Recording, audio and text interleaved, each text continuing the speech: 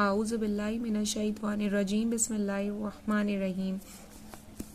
حضرت ابو سعید رضی اللہ تعالیٰ عنہ فرماتے ہیں کہ ایک مرتبہ رسول اللہ صلی اللہ علیہ وسلم نماز کے لیے مسجد میں تشریف لائے تو آپ صلی اللہ علیہ وسلم نے دیکھا کہ بعض لوگوں کے دانت ہنسی کی وجہ سے کھل رہے تھے۔ رسول اللہ صلی اللہ علیہ وسلم نے ارشاد فرمایا، اگر تم لذتوں کے توڑنے والی چیزوں موت کو کثرت سے یاد کیا کرو، تمہاری یہ حالت نہ ہو جو میں دیکھ رہا ہوں۔ لہٰذا لذتیں ختم کرنے والی چیز موت کو کثرت سے یاد کیا کرو، کیونکہ قبر پر کوئی دن ایسا نہیں گزرتا جس میں وہ یہ آواز نہ دیتی ہو کہ میں پردیس کا گھر ہوں، میں تنہائی کا گھر ہوں، میں مٹی کا گھر ہوں، میں کیڑوں کا گھر ہوں۔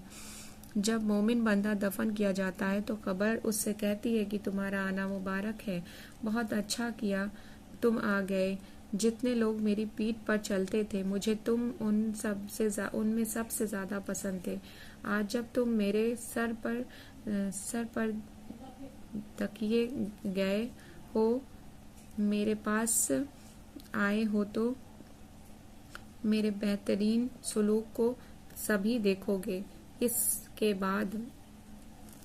کے بعد قبر جہاں تک مردے کی نظر پہنچ سکے وہاں تک کشادہ ہو جاتی ہے اور اس کے لیے ایک دروازہ جنت کی طرف کھول دیا جاتا ہے، اور جب کوئی گنہگار یا قبر میں رکھا جاتا ہے تو قبر کہتی ہے، نا مبارک ہے، بہت برا کیا جو تو آیا۔ جتنے لوگ میری پیٹھ پر چلتے تھے ان سب میں تجھ ہی سے مجھے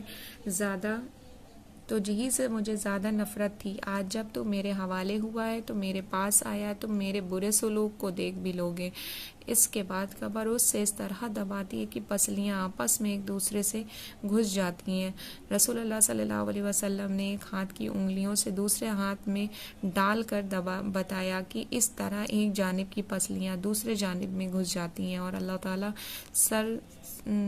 تعالیٰ پر 70 اثر دھے ایسے مسلط کر دیتے ہیں کہ اگر ایک بھی ان میں سے زمین پر پھینک کر مار دیں تو اس کے زہریلے اثر سے قیامت تک زمین پر گھاس اگنا بند ہو جائے اور اس کو قیامت تک کاٹنے اور ڈستے رہیں گے۔